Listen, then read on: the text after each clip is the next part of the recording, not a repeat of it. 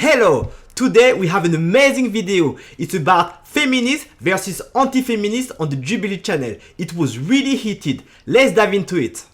Define woman. Go, please. One of you. A person who their internal idea of what they are is a woman. Terrible definition. Coming from a lesbian, that destroys the very concept of our sexual orientation. This is what we call a circular definition, using the term itself in the definition of the word. A woman is whoever identifies as a woman. But identifies as what? Exactly. This is the nonsense of a lot of progressive. They don't really have meaning in their words. Their words don't mean anything. They are basically nonsensical. If a woman is anyone that identifies as a woman. So how come we have laws against specific sex discriminations? For example, the Civil Rights of 1964, where it's prohibited to discriminate someone based on their sex in the workplace. If we can't even define what a woman is, then this law doesn't make any sense. Whoever wants to be a woman can be a woman. Good start. Let's continue. Fast enough. We deserve to rest. We deserve to relax. We deserve to choose if we want to be a traditional wife. I went from law to being a CEO to now I just want to be a housewife. And every time I say that, I get so much hate. Like, women work so hard to get to this point. Why do you want to be a housewife? Because that's what you my want. choice. And this is the issue I have personally with feminism. It's never about choice. So if you do not follow exactly what feminism tells you to do, then you're not a feminist and hence you hate women. So that's the issue. It's never about choice because feminists usually hate stay-at-home moms. When someone says, I want to stay at home, they get frowned upon. And that's the issue with feminists. They are preaching about being tolerant. They are preaching about choice, but it's never about choice. It's always about do as I tell you to do. If you're not a woman, you're not promiscuous. If you're not a woman and you're not only career oriented. If you're not a woman that is only focused on not having a family, you can't be a feminist. And that's the issue. Feminism has never been about choice. And I have an amazing quote from one of the most prominent feminists ever, Simone de Beauvoir. And fasten your belt about this quote. She said, no woman should be authorized to stay at home with her children. Women should not have that choice because if there is such a choice, too many women will make that one. Can you imagine one of the most prominent feminists telling that women should not have the choice? And this is not coming from me. It's coming from one of the most important figures in feminism. And that if women have the choice, they will not go to the workplace. So basically, it has never been about choice. What women want to do, these options should not be allowed according to this feminist. And that's my issue with it. Because usually women know deep down what will make them happy. And feminists has been fighting against about the fact that women want to be mothers. About women want to be wives. This is forbidden in the vocabulary of feminists. Let's dive into the topic of abortion. It is always the right decision. I would never stand between anyone with a uterus from making a decision about their body. No, yeah, they're like, you can do it. You can have this health. You can have this health care if you are a victim of incest or a victim of rape. It's like you should be able to have access to that. What if you want it? You know, it's the same as going into the doctor and getting a routine check. If there's something for your body that you think will, you know, not just benefit you but help you live and also help you sustain an actual good life for your child, then that's what you need to do. Sustain a good life for your child by killing your child. That's an amazing quote. That's one of the most nonsensical sentences ever in this conversation. If you want to have a good life for your child, just kill your child. That's insane. And the first woman was talking about people with uterus. Is there a word for it? Oh, yes, women. Women have uteruses. That's what a woman is. And of course, you will have some women that have defects and they have issues in their uterus, for example, or genitals. That's okay. But a woman, 90% of the time, has a uterus, a functional uterus. So the fact that we can't even use the right words because we are so scared. And these are the feminists.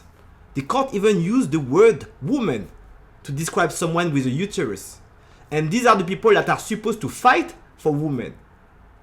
That's just lunacy. It is just nonsense. And then the second woman comes and explains that abortion is like having a routine check. Do you understand the craziness of this sentence as well? A routine check by killing a baby? So every time you have sex without protection, without caring, you just go for a routine check and kill the baby? Is it the type of society we want to live in? It's not a clump of cells. It's a human being. And everyone that has studied biology, that is honest and not indoctrinated into wokeness, will tell you it's a human being. So it's not a routine check to kill someone. It's not a routine check to terminate the life of the human being. And that's the nonsense. And people are using weak words, like for example, a fetus or a clump of cells, because it's too painful to say a baby. It's too painful to say a human being. Because this is what's going to happen. If you don't do anything, it's going to be a human being. And it's already alive in the womb.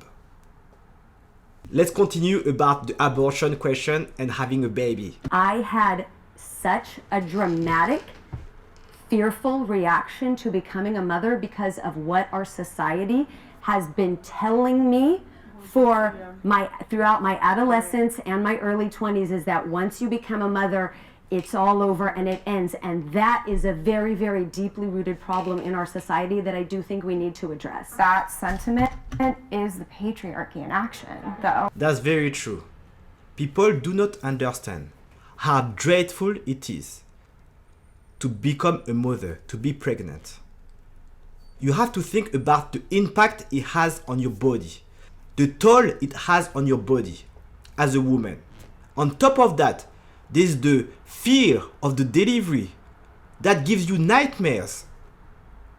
And also the fact that this is going to change your life. So now, if on top of all of these elements, the society is telling you that having a baby is the worst thing you can do ever. The world is overpopulated. They are telling you that we don't need kids. And they are telling you that a kid is going to early terminate your career. You won't be able to have a career. You won't be able to be happy. Of course, women are going to be dreading about becoming mothers. And that's quite normal. But the pressure is mainly coming from the society, saying that being a mother is really bad. It's going to terminate your life. You won't have a life anymore. That is coming mostly from feminists, from women that is pushing this narrative on mothers. And no, it's not coming from patriarchy. In patriarchal societies, motherhood is celebrated. We are happy when a baby comes. All patriarchal societies were celebrating the arrival of a new human being. People knew it was something that it was difficult, but thanks to the community and the families, people knew it was possible to overcome it, possible to raise healthy kids. That's what used to happen in the past. Patriarchal societies are always acknowledging differences between men and women. And this is why they are pushing for families to be together and also pushing for women to become mothers. Because motherhood is the best possible miracle on earth. Let's continue. These were the women, and I speak with really strong conviction about this. The women who are publicly outward speaking to other women through blogs, through social media, talking about, my life is so hard because of my kids. Oh, my kids are jerks. Oh, life is this. I have no money. Those messages are very, very pervasive, and they're very dangerous, and they're toxic But to there are women. also real parts of motherhood. We just discussed how motherhood. How many of you are mothers here? I am not a mother, but Okay, I am a mother of 12 years. And I know all of the very, very hard parts of motherhood. And I just wish, as someone who has actually, as the only person here who has gone through this motherhood experience, I, from the bottom of my heart, wish that the positive aspects of motherhood supersede all of the hard stuff. Very, very intense speech. I love this speech. Motherhood brings such happiness in the life of women and men as well, by the way. But the ability for someone to have this baby is fantastic. And whoever has been a parent can acknowledge it. But people in the society today, and especially feminists, do not want people to have babies. And this is why none of these feminists had babies. None of them. Only one person in the panel had babies. It was an anti-feminist. Because the feminist narrative has always been about not being married. It has always been about not being a mother. And you can see it. It's funny, I've done an experiment. And I've asked ChatGPT, what are the top 5 figures in the feminism? And guess what it said? First, Simone de Beauvoir. Secondly, Betty Friedan. Thirdly, Bell Hooks. Fourth, Glory Steinem. And fifth, Angela Davis. Guess how many of them were married and had kids? Simone de Beauvoir, not married, no kids. Betty Friedan, married, 3 kids. Bell Hooks, never married, no kids. Gloria Steinem, never married, no kids. Angela Davis, never married, no kids. It's not me saying it. It is the data. It's the information that we have available. Feminists don't like womanhood.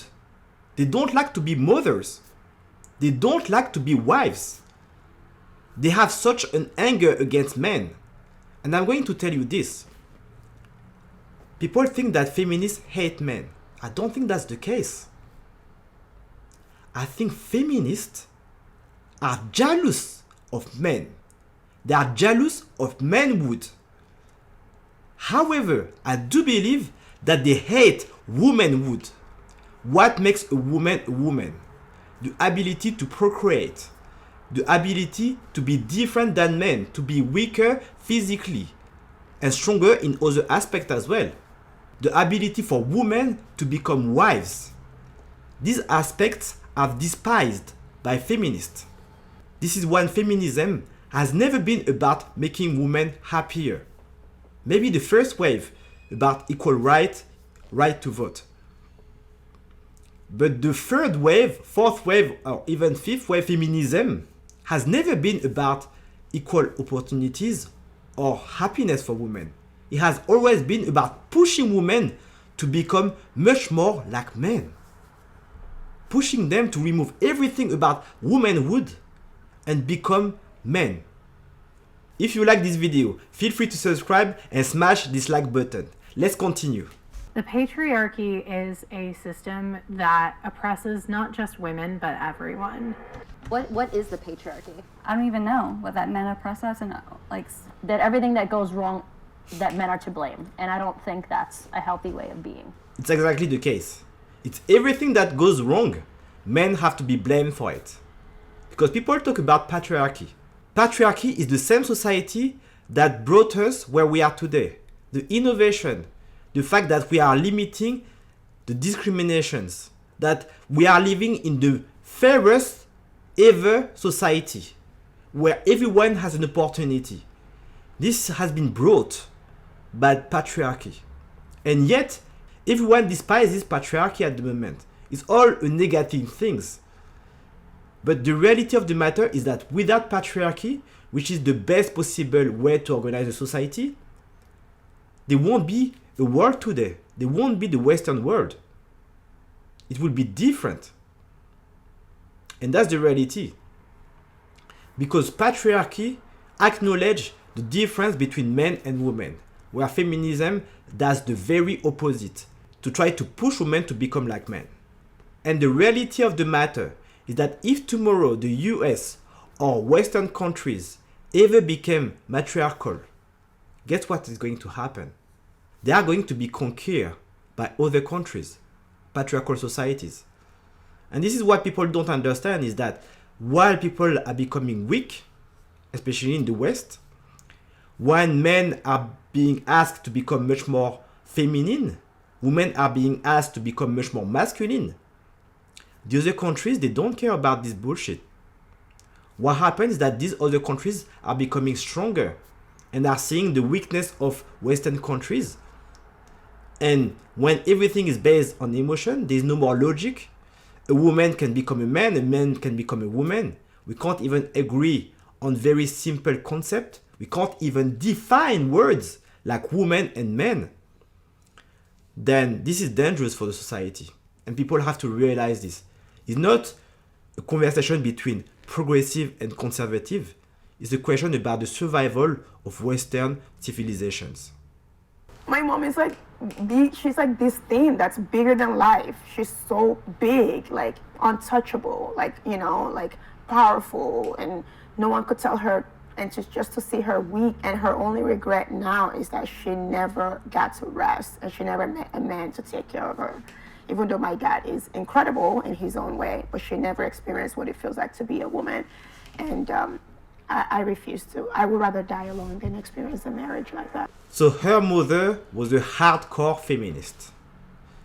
She was every single day fighting for women's rights. And after a life of fighting for women's life, what was the conclusion of her life? What was the findings of her life?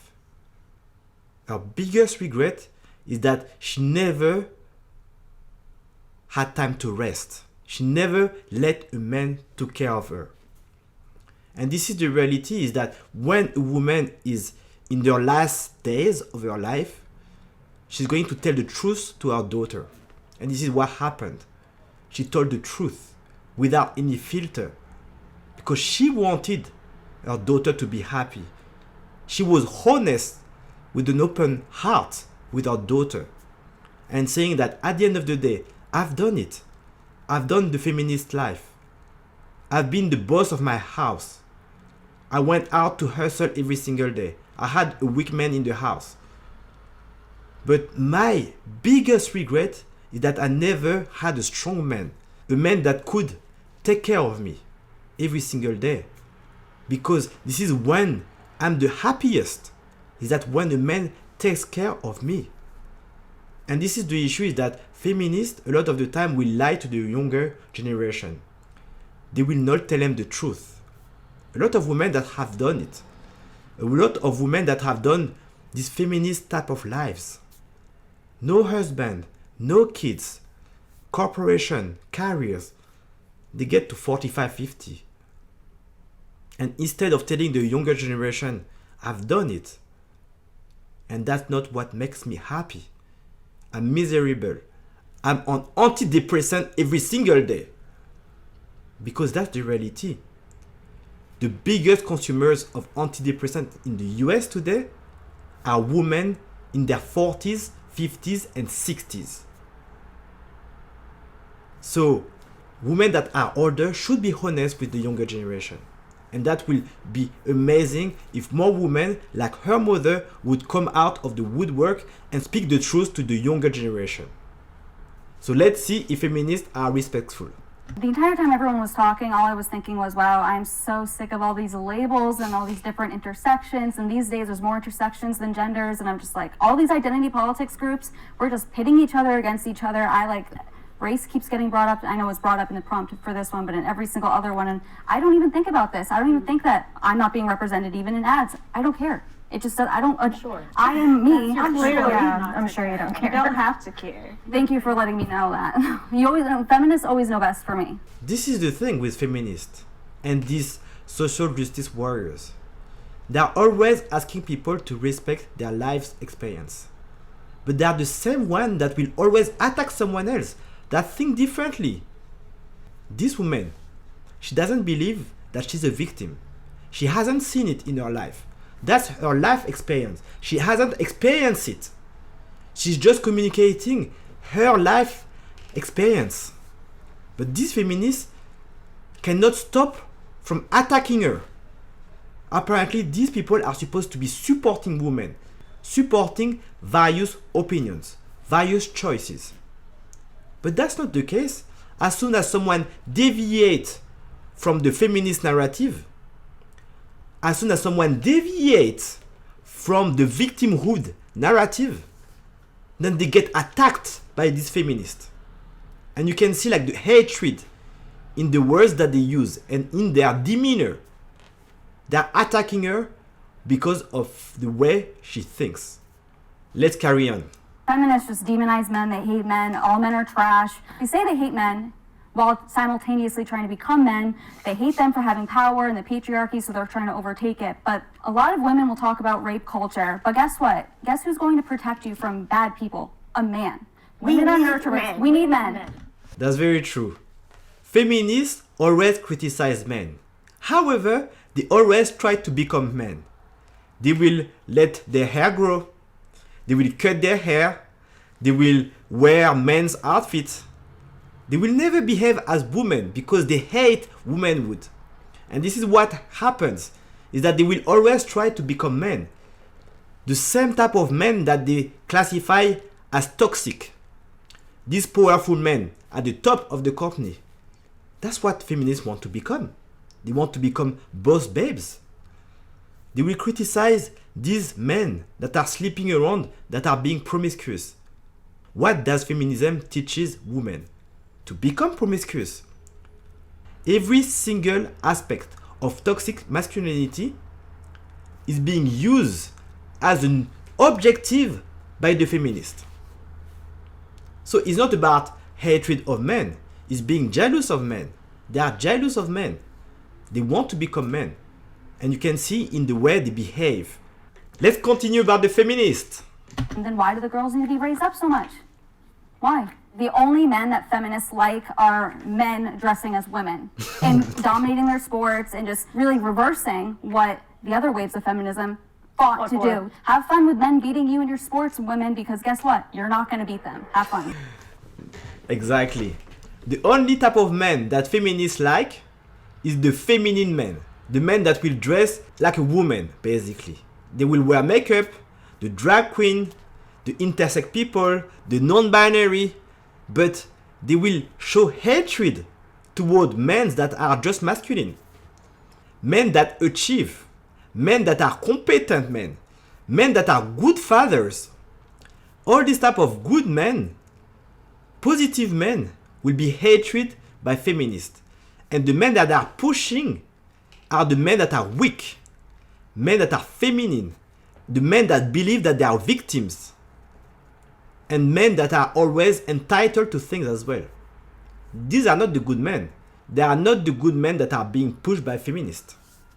And at the same time, the only type of men they will fight for are biological men that want to come in women's sport and beat them in women's sport. Men that want to come and share the same bathroom. And that's the reality.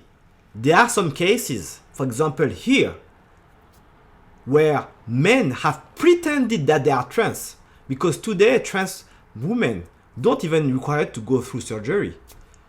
I can tomorrow go in the women's bathroom and say that I feel like a woman. So do you really believe that men that are cheaters, that are murderers, that are psychopaths will hesitate 1 second to identify as a woman in order to have access to other women? You will think that rapists will wait 1 second to think whether they will identify as a woman in order to go in women's prisons? That's insane.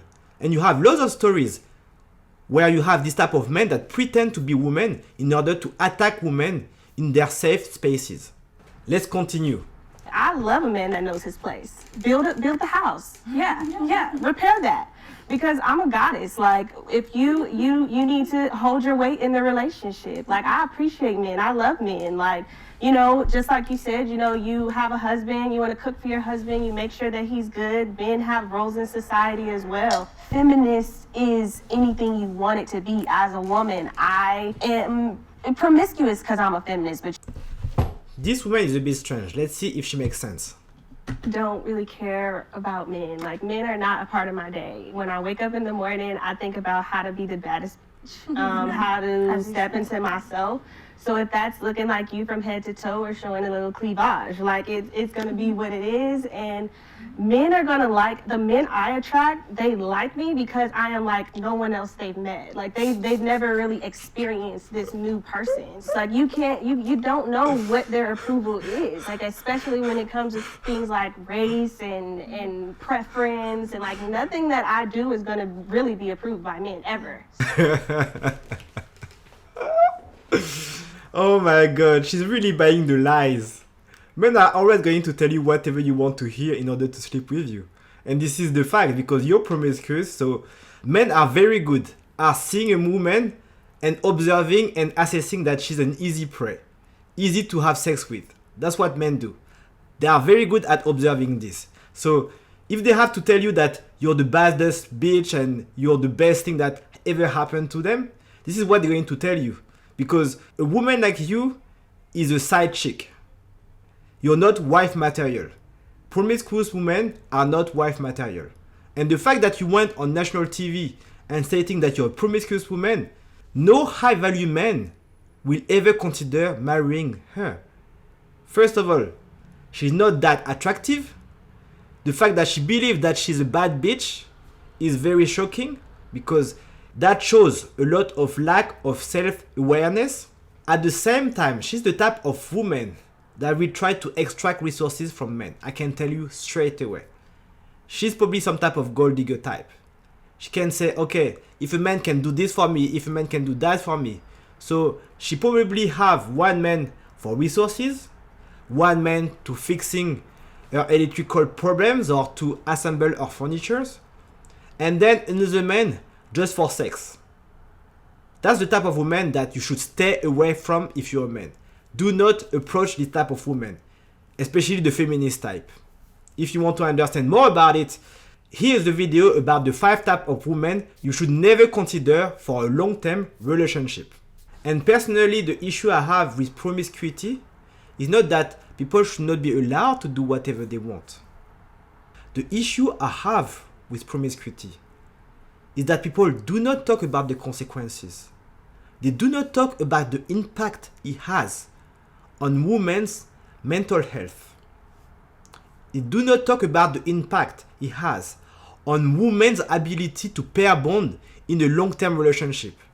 They do not talk about the impact it has on higher rate of divorce.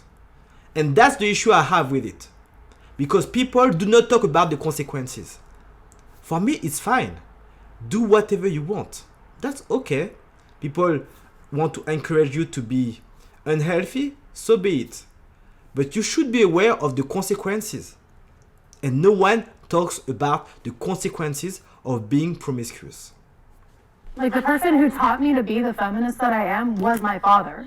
My father did not raise me to believe that I was less than because I was a woman. He raised me to understand that I am societally disadvantaged. Her father didn't tell her to be a victim. But that's exactly what he said. That she's societally disadvantaged. That's exactly the definition of victimhood. If someone comes along and tell you that whatever you do, you're going to be a victim in your life, is that helping the person? Of course not. This is not empowering women. This is not empowering her. You can see it in the way that she behaves. She considers herself as a victim all the time. And this is the issue with weak men. Men that cannot educate strong children. When you can't tell that a woman and a man are different, when you can't tell that in society, especially in Western countries, you can always make it. if you have good values and you work hard, you're consistent, you're disciplined, you will make it. You can have the life you want most of the time. I'm not saying that you can have the husband you want, because that depends a part on your genetic. But most of the things in life you can have based on the effort you put in. That is the reality of the American dream. That is the reality of what happens in most Western countries. But raising your daughter to become a victim, that's the worst thing a dad can do. And this is exactly what happened here. Cool. Let's continue. Men are supposed to be the head of the household. Do you understand that that is killing men? That's killing men. It is killing men. Is killing men for them to be the head of the household? This is what men have been doing for thousands of years, being the head of the household. So how come men now cannot cope with this responsibility when they could before? So what has changed? Is it not the fact that every single day we tell our young men that they are the oppressors? They are the one raping women every single day. They are the one committing all type of sexual assault every single day. We push them to become weak every single day. If they want to have ambition, we tell them. Is it not the issue that we are teaching men not to be leaders? And this is why when it comes to leadership, the pressure always comes from the women. Women do not like weak men. Women want men to lead. When you go on a date, the woman will want you to lead. The woman will want you to organize the date. You to tell her what to wear. That's what happens most of the time. This is the type of men that women want. It's not men deciding. It's the women that want this type of competent men that are leaders. So when you've been brainwashing a younger generation for years that they should be weak, that they should show their emotions all the time, that they should be incompetent, when they go to adulthood, they go to relationship, they can't cope with it. They can't cope with being the leader of the house. And this is when a lot of men are early terminating their life, unfortunately. So the issue is not to ask men to be leaders. It's to give them the tools up front to be leaders. It's to give them the training, the support, and the encouragement to become leaders. Instead of telling them to stay weak and that they are the oppressors. Interesting. Let's continue. Only women should make laws about women's bodies. I'm going to add a minor caveat to this and not say that like entirely just women should make laws about women's bodies. And I think it's more important that people who are educated on the female body are the people who are allowed to make laws about the female body. Like, we shouldn't have lawmakers making laws stating, oh, abortion is completely illegal, even if it's an ectopic pregnancy, you can reinsert that fetus.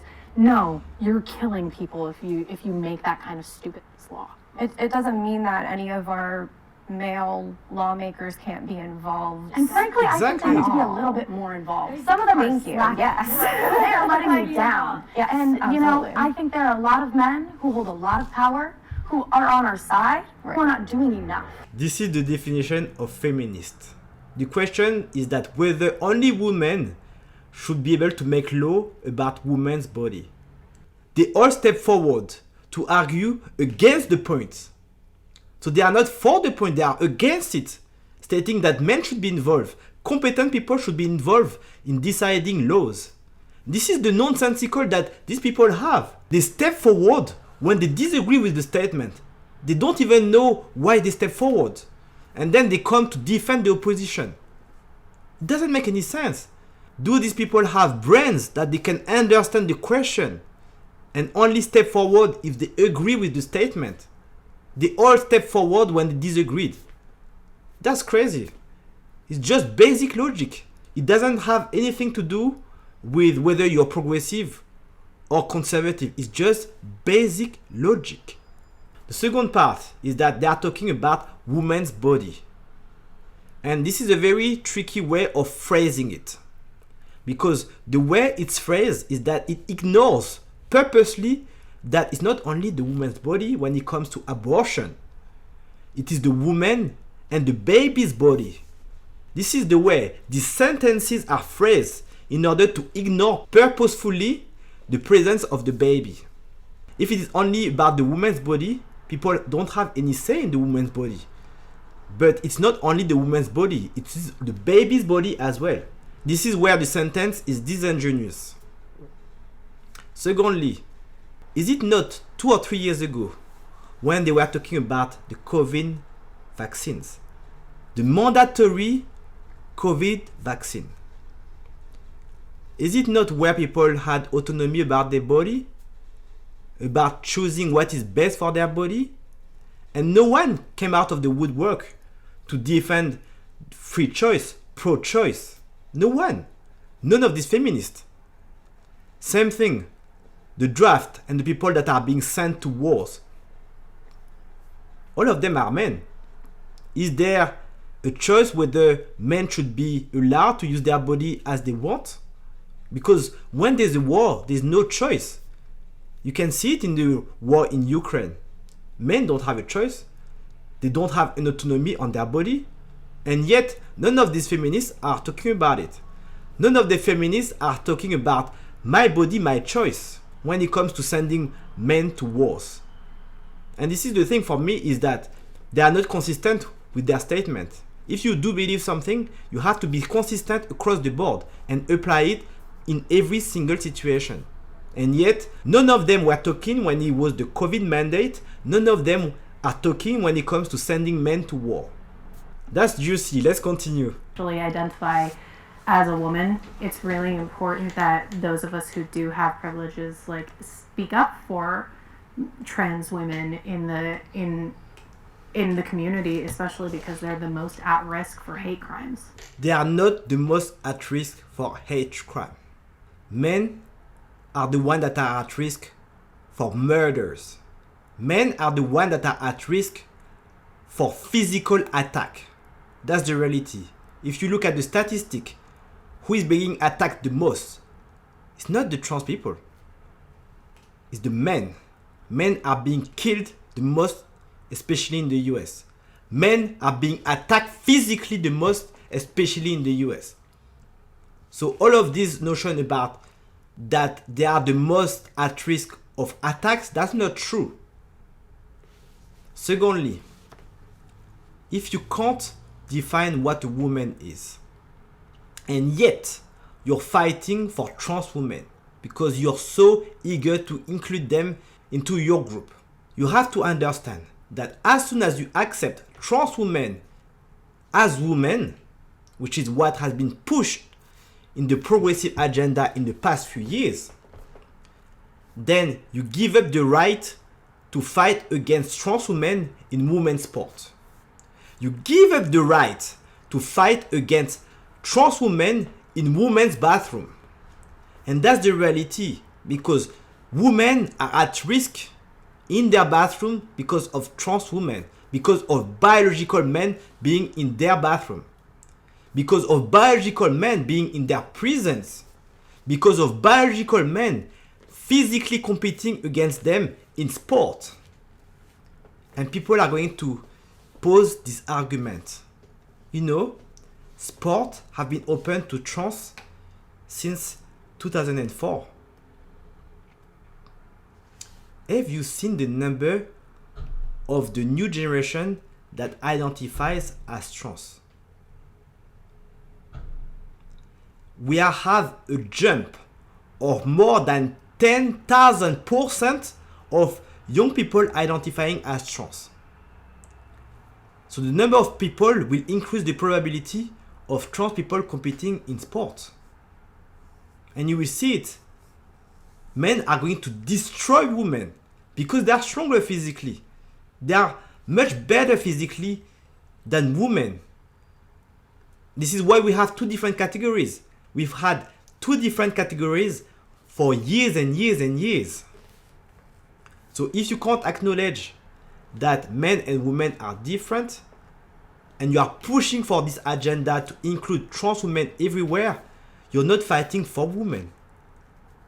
And the worst part is that it is the feminists that are supposed to fight for women, that are fighting for trans women to be included in women's sport, women's bathroom, and women's prisons. That's insane. Okay, let's continue this interesting debate. Because you're wrong. If you are a trans woman and you walk out in the world and you are seen as a man, you do not belong in women's spaces. I don't care what anybody says. I think that's ridiculous, and I think even trans women that have gender dysphoria that go through transition will agree with me. This makes me so incredibly uncomfortable that we're even having this conversation. You could go back over there if you really wanted to. Ooh. True. Debating whether trans women or biological men can steal awards, trophies from women makes a woman that is supposed to be a feminist uncomfortable. Do you understand the lunacy of that point? It's a very fair question, where women's dream may be taken away by biological men. That's a very fair question, and that makes her uncomfortable. And that proves the point that feminists don't care about women. They care about their ideology. If you're not in line with the ideology, you're pushed on the side. The fact that this woman is uncomfortable shows much more the fact that she cares about biological male rather than females. And that's worrying for feminists. Let's look at the next two extracts. The stats will say a trans woman, which I would say is a man, a trans woman, it is less likely, like very unlikely to attack. But it's not even, it's really kind of the principle. It's like, but if they were to, they would beat me up. But then I'm going to take that one step further, which is that if they were to, and then the police were to come, what would their experience be like versus yours as a white woman? That situation is so unlikely, and it is unlikely because of the difference in societal power that you hold over a trans woman. This is the hypocrisy of the feminist. So this woman cares much more about what will happen to the biological men than what happened to a woman that has been sexually assaulted by a man. Is that what we are hearing here? Is that insane? This woman that pretends that she's a feminist, that she cares about women's rights, she would rather let a man sexually assault a woman because she doesn't want him to be uncomfortable when the police arrives. That's the insanity of the progressive. That's the insanity of the feminist. It's insane. It's just crazy. This is not unlikely to happen. You can see on this article or this article, it happens all the time. Men that pretend that they are women in order to rape women, to sexually assault women. That happens all the time. And even there were stories about men that impregnated women in women's prisons. So do you not think that this is just crazy? It happens all the time. In the society that we live today, trans have a month. They have a month of celebration. They have lots of different days throughout the year for celebration. How many months women have? How many months men have? 0. So let's watch the last 3 extracts. Like almost every single woman has some sort of story where she was in a room or in a space with a man and that man made her feel unsafe. Women are equally as likely to commit domestic violence. I genuinely, when I got into this work, I thought that it was going to be like, oh, just men commit domestic violence. No, women are Really equally bad. as likely to commit domestic But violence. why were you surprised by that? Because I had a different definition in my head of what domestic violence was before I got my training, and women are far more likely to commit psychological domestic violence or emotional domestic violence. So the first point is that it's not because you feel unsafe that is someone else's fault. It's not because you feel unsafe at some point in your life that is someone else's fault that you felt unsafe. Someone can behave just normally and you can feel unsafe. It happens to women, it happens to men. However, the difference is that men are physically stronger. And this is why biological men should not compete against biological women. Men are much stronger physically. So of course, if you're in a room with a man, and it's a man that you don't even know, you can't even trust, you're gonna feel somehow threatened. That's quite normal. Same thing for a man. If a man is in a cage with a professional boxer, do you think that this man will feel very safe in the cage with this professional boxer? Of course he will not. That's the difference, is that when someone is much stronger physically, it's quite normal to feel unsafe. It doesn't mean because you feel unsafe that this is the reality. That's the first point. Of course we should educate men. Men should not attack women, should not sexually attack women, should not be violent physically towards women. That's for sure. And the men that do it should be condemned. At the same time, men should be empowered to defend women. Because in order to defend a woman, you need a strong man. If you're in the street and a man attacks you, who is going to defend you? It's going to be a man in the street? It's going to be the police? It's going to be whoever is around, but it's more likely to be a man. Because even if you call the emergency services, guess what? Men are going to turn up. Because the vast majority of policemen are men. That's the reality. And finally, men commit more physical violence towards women. That's very true. However, women commit much more emotional violence towards men. And no one talks about it. It's very silent. But the thing is that who commits more suicides? It's men. And this is why emotional violence is not visible.